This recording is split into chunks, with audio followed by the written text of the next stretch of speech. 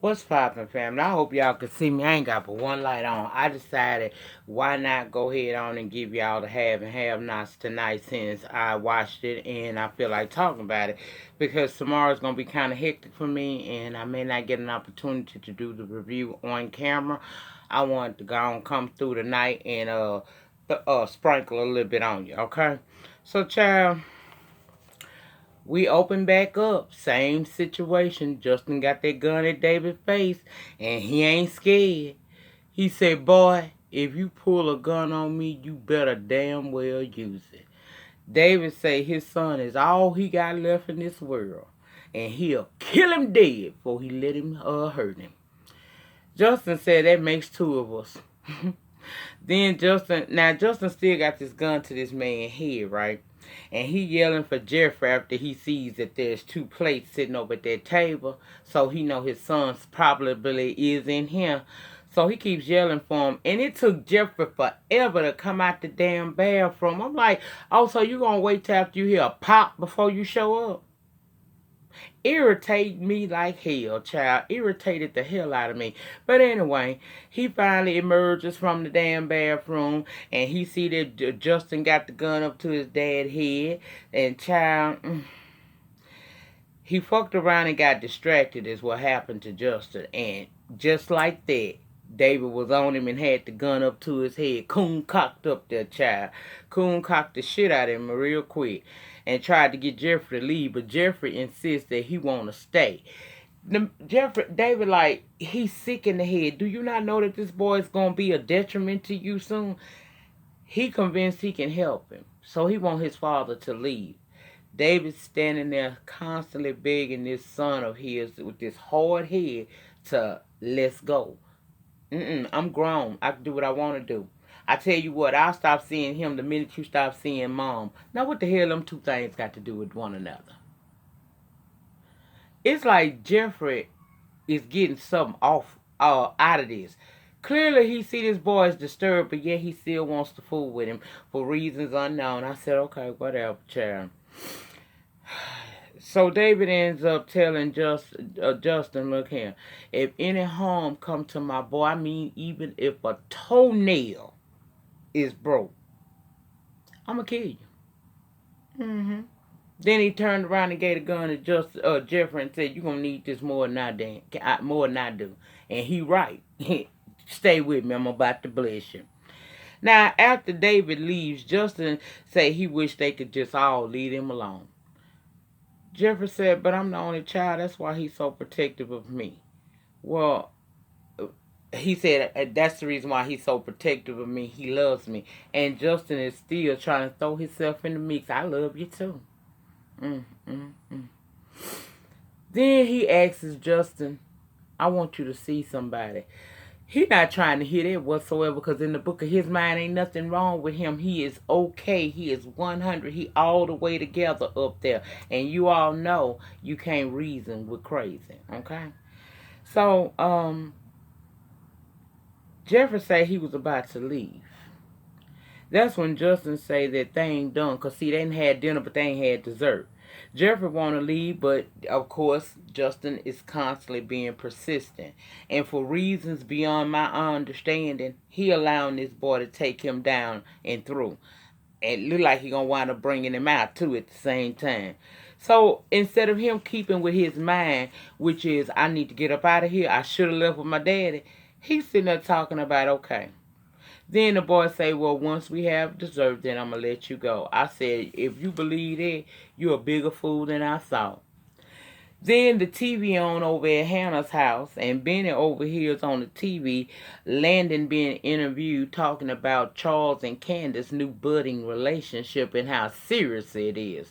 Now, y'all know he a mama boy. What you think he did?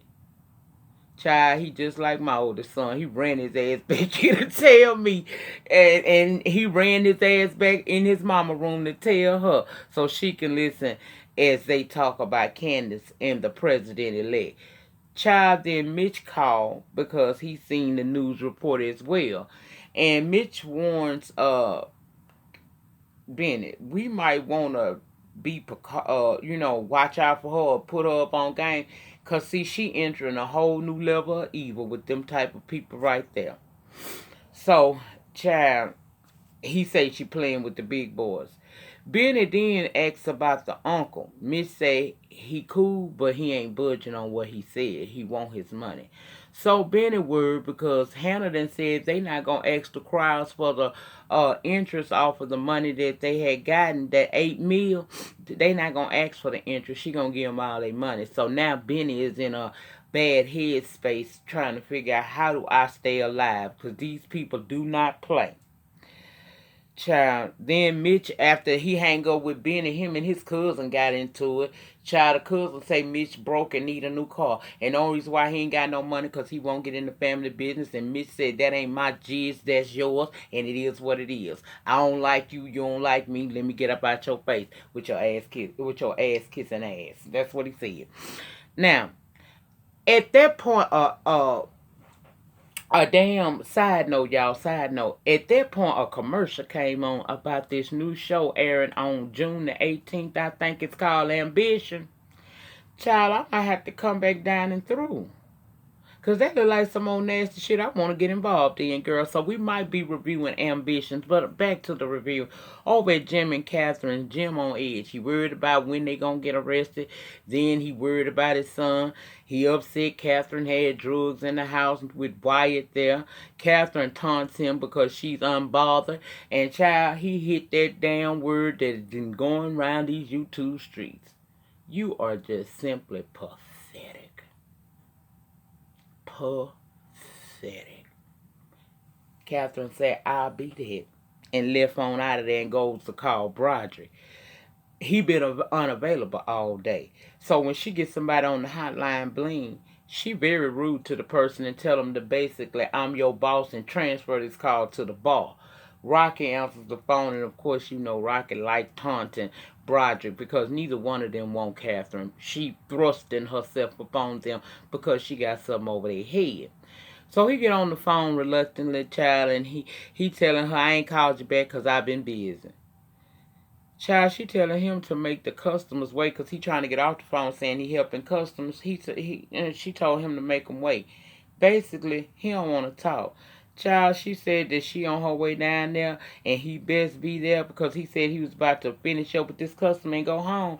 Child, while she was threatening him, he was hanging up in her damn face.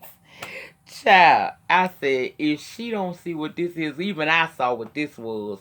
And I'm sitting over here at the house in Louisiana, child. I knew what it was. He ends up explaining to Rocky, who like, have you lost your mind? She rich and she's privileged. She's used to people never saying no. She get everything she want. Well, in order for me to get what I want, I'm finna test her gangster. That's what I'm finna do. He being defiant on purpose. Now back at Hannah's house, there's a knock at the door, and it's Mitch. He tripping on Candace. He's still tripping off of Candace being with the president. Then Benny tell Mitch that he's stressed out because he doesn't have that $20K that his Uncle Benny want. And he wants to know what exactly would Benny, what would Benny do to me? Like, will he break a leg or something? And then it's over with. Mitch said, no. See, this is why I told you don't get in bed with my family, because I'm trying to tell, I tried to told you last season that my family don't rock like that. He'll break both of your legs and you'll still owe him a coin. That's how they operate. So then Benny asked Mitch to take out a loan from the family, and Mitch was absolutely not down for that. He said, oh, no. In order for me to do that, that means I'm in the family business. And I don't want no parts of that, and I've always told you that, so don't ask me that. Then Hannah come from around the corner because they thought she was asleep. So they going to kill him if he doesn't pay. Hannah said that wasn't smart to get money from people like that. And then says, but we still going to the bank in the morning and we going to get them people all their money back, and walked away. Benny like, damn, mama. You going to leave me hanging like that? Yeah, because you was warned. Mitch then suggests maybe you could ask Candace. I mean, she is with the president and everything. You know, the president-elect. Maybe you can get it from her. So he think about it and said, well, it ain't gonna hurt to ask her, so he gonna give it a try. And as he's calling her, she's coming back to the hotel, her and the president. She sees him, but say she ain't gonna answer right now. And Charles tells her, well, they probably calling because they done seen you on the TV. TV? Yeah, Candace, it's a press crew that follows me everywhere. You don't think that they saw you or heard about you on TV? Oh, that's a lot, but I'll call him later. Charles want to know why she's suddenly so quiet, like she's preoccupied in her mind. And she lying saying that she's trying to ingest all of this stuff that she's never, it's like a dream. Here you go, little old poor-ass girl from Savannah, Georgia. Now you sitting up in the White House, where you just got through sitting in the White House with the president-elect as your man. And you hobnobbing with the good white folk. That's what you're doing, okay? Then she tells him what the president said to her. The current president, no, Charles, the president elect. She said he told me I was a hot piece of black ass. And did y'all see how he transformed? Did you see the transformation in his face? He went from Charles to Chuck it like that. Baby, he was getting ready to pull out that old dollar phone to fuck somebody's life up. And she asking him, don't do it. I didn't tell you so you could react like that. I just wanted you to know what kind of man he is. Oh, I knows what kind of man he is. Now it's time to show him what kind of man I am. Well, she turns on the charm and starts kissing on him and telling him to undress for her. And that distracts him a little bit, for the moment. So, he goes head on because now his big head ain't in charge. Lil Chucky in charge, okay? So he's willing to go along with it. But I said, be not deceived. Your puss may be good, but girl, he gonna remember this when it's all said and done. Wait for Chucky. Just wait for him. Then we back over there at Catherine's because she done got dressed and she headed out getting ready to go see Broderick down to the hotel. And Jim got a problem with it like he ain't had a hammer hole since the show started. He upset, talking about, I know you not going. That's my hotel. I'll go where I want to. And I'm going over there to have a drink. Wyatt miss ass upstairs done came out his room. They tell him stay in the room all the time. Talking about let her go. She trying to go see her boy toy. Jim is telling him to shut up, and Catherine is telling him watch his mouth, and child somewhere in all of this, she ain't managed to slip out that door, and Wyatt is still running his mouth. They ain't in the mood for no fiend rants right now, so Jim is like, get your ass back up to your room. He said, okay. Because he got a plan for their ass. They don't even realize it. Now, we see old Polar Arcade. He was down there pleasuring Veronica because he didn't want her to call the popo on him about her jewelry, right? Well, apparently he got nervous or something because he started to sweat. And I don't blame Veronica. I don't like, now, unless we just, unless we going at it off the rip. I don't know why your sweat is flanging all on me. And even then, I got a damn problem with it. But I understand some shit happens sometimes. But child, he is sweating on her and she told him, that's all right. He is steady begging her to please her because he don't want her to call the police on him about that jewelry that he stole of hers and sold and now he can't get it back. He's stressed out in his spirit, right? She tell him, boy, I don't want none, and you better get my jewelry. His back up against the wall at this point, so he begins to tell her, okay, I'll do what you asked me in relation to your son. I'll go and do it, but I ain't having no sex with it. She said, don't even go there with it. He said, well, he gay. Boy, because Veronica got a mental block because her son gay. She can't see it. So he basically say that he'll do, try to turn him on and get him distracted from Justin, which is what she originally wanted him to do, back down to the hospital. But now, since he didn't do it when she asked, now she has to formulate a plan. So she let him know, give me a couple of days, just lay low. I'm going to come up with a plan on how you going to infiltrate my son's brains, okay? Then she tell him to get the hell up out of there. He going to ask her, can he hold the car? Boy, if you don't get all of your ass up at my house. So he leaves. Then she calls David, who voicemails comes on, and she leave him a message that she's still waiting. Because remember, he's supposed to be coming back over there. He went to get his bandages changed and take some medication. Now, Catherine then arrived at the hotel and runs right into Broderick, who says that he hung up in her face because he didn't want to talk to her anymore. She telling him to get Rocky and meet her up in that room. He said, hell to the no. Then she says, we going upstairs. And he said, no, I'm not doing threesomes anymore. He said, she not finna keep using him and he don't get nothing out of it. So she's like, well, what are you talking about? He said, I don't want threesomes. I want just you. And I was hoping that because she a OG, she wouldn't fall for the banana in the tailpipe, but she weakened. Because he started saying how beautiful she was. And she, in the book of her mind, got a little self-esteem now because she in her 50s and everything ain't tight and right like it used to be. So she got self-esteem issues. And he feeding her everything that she needs in order to feel good enough to put her trust into him so that he will get her in the end. I said, girl, Catherine, we get old and wise, not old and dumb.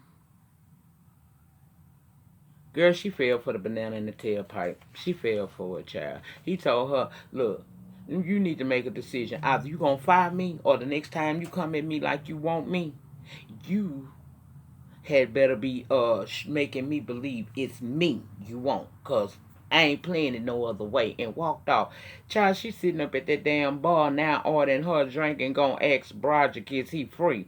Broderick say, Rocky, if he free. Rocky say, Broderick will fire me. I'm not messing with you. Plus, he thought it was disgusting the first time she made them lay up together. So she decides to get her a double and sit there and try to figure out because he done mind fucked her just by saying she beautiful. Child, low self-esteem. Back at Justin, Jeffrey and him then had they dessert and Jeffrey phone keep going off. He lying saying that it's David all the time. I don't know if it was or not. Justin said he shouldn't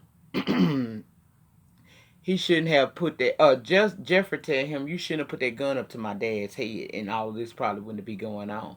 Justin never able to accept responsibility. Well, he shouldn't have sent them men to my house. Then his phone constantly going out to the point where he's getting a text message now and he wants this boy to give him his phone and let him look through it. Jeffrey said, it's my phone. I'm not giving you my phone. He said, well, here's mine. That's what Justin said. You can look through it. Look all through it. Read all the nasty messages my wife and co-workers had sent me. I ain't got nothing to hide. I'm an open book and you need to be too if we gonna be together. So he's persistently asking this boy, let me go through your phone. Jeffrey say no. Then the phone rings. Justin swiftly snatches the phone and answers it, and it's Wyatt on the phone. Child, of course, he threatened Wyatt what he gonna do to him if he ever called again, and then taunted him a little bit because he know Wyatt's a fiend and all of that shit. So after they hung up with one another, child, he looks through the man's phone and at the text messages and see that just Jeffrey had text Madison the address to where he's at, right? So he gets mad, child. Jeffrey asking for his phone back. He ain't trying to give it back. So Jeffrey said, you can have it, and goes to walk off. And when he went to walk off, Justin pulls out two guns and holds one to his head and one to Jeffrey's head. And that's where we shut off. Child, I said, this ridiculous. This boy is constantly playing a mind game. Jeffrey, he's sick in the head. I don't know what game it is or what pleasure you get out of this, or do you honestly think that you can help this boy? You can't help him. You can't reason with crazy. And he's showing you that he's not willing to do anything about his issues because he won't even discuss it. You bring up going to see a doctor, unless you going with him, he don't want to talk about it. Meaning that he don't think anything is wrong. He's only going if you go to satisfy you. Child, there's so much stuff gonna be happening in the weeks and days, weeks to come on this show, and I'm here for all this shit. Y'all really know I am. But we gonna peep our ambition over there on June the 18th and see what it's giving. But we damn sure gonna be back here on Wednesday, June the 12th, for the return of Queen Sugar. Y'all know I review it. For those of you who are new to me and don't know, yes, I review that. See, I told y'all we getting back into our review season. I just had a break. That was all it was. And I kept you entertained with the celebrity tea and gossip. But we was gonna get back to what it is that we like to do over here, and that's it. That's all. That is tonight's episode of the Have and Have Nots. I think I hit every point, but as always, if I left anything out, the conversation always continues down in the comment, aka panty section. And as with every closing, remember the depth of your struggle will determine the height of your success. In the meantime, in between time, please remember to rate this video because ratings get me recognized on these YT streets. Comment down below in the panty section. Let me know what you thought about tonight's episode of the Have and Have Nots. And if you have not become a love thing, please hit the subscribe button. It's free, child. It's free. And then hit your notification bell button so that each and every time I upload a video, you guys, or go live from this channel, you will be notified and you can come and join in the conversation. Thank you all, and I will see you on the next one. Peace.